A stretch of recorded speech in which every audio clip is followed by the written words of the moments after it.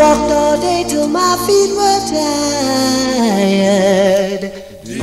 I was low, I just couldn't get hired. Hey Young America, hope you all had a good weekend. I had a very nice one. I got a chance to relax and take it easy. It was nice weather here.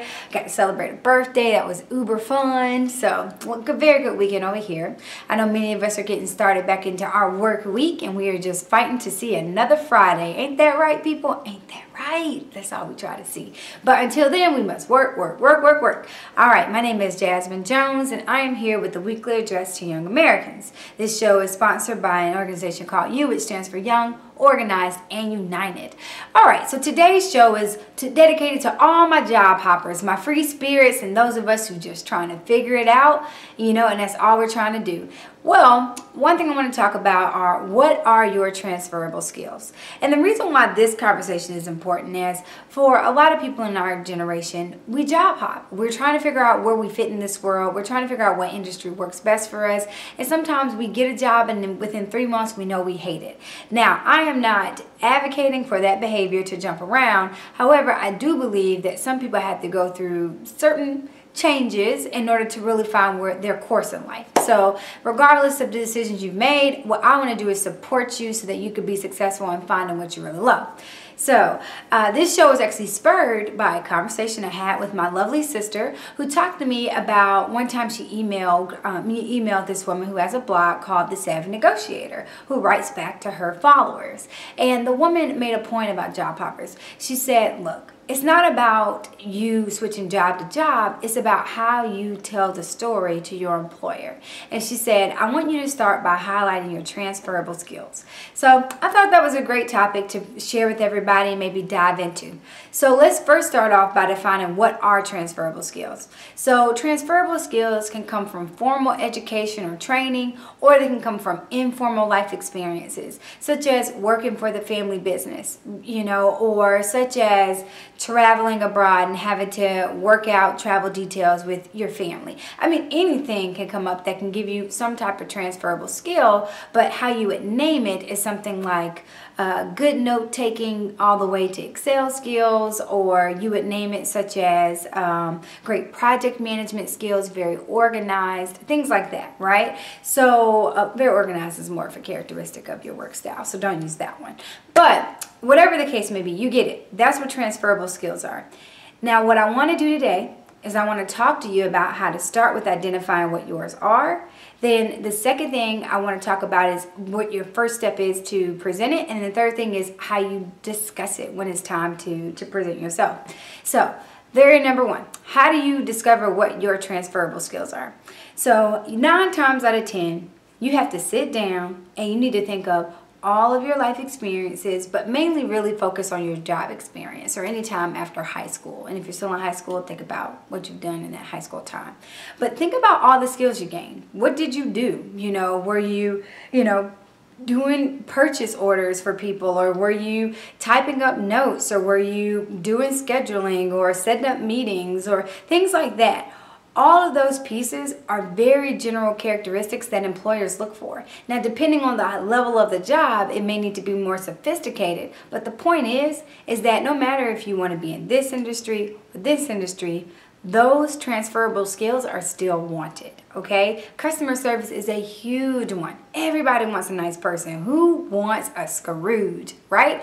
But the point is you have to be able to show that even if I've job top, in all these jobs, I've been able to exhibit excellent customer service and learn how to deliver it in different ways.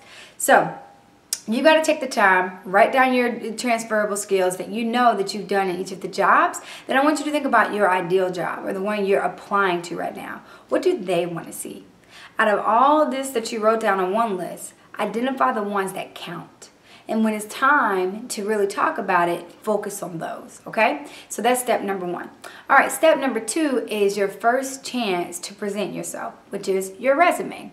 So you've got to set your resume up right. Now look, job hoppers, I'm going to tell you this. I am a hard resume reader. So if I see gaps in it, I catch it from the beginning. And I'm going to ask you on the interview what was going on here, here, and there. And I know I'm not the only person who does hiring that looks for those type of things.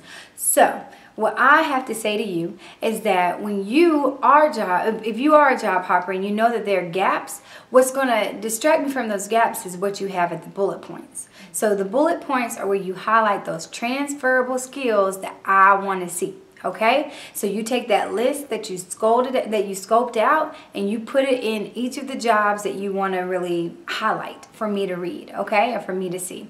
But your resume is going to be your first step, and you've got to make that look right, and it's got to be perfect, because people are going to question your reliability and all types of things by noticing the year gaps. But I won't question your value if I see that everything you've done is something that I need. Okay, so think about that. All right, now number 3, and this is the last one, okay? So this is the big one. This is when you go in to actually tell your story and explain what the employer is saying.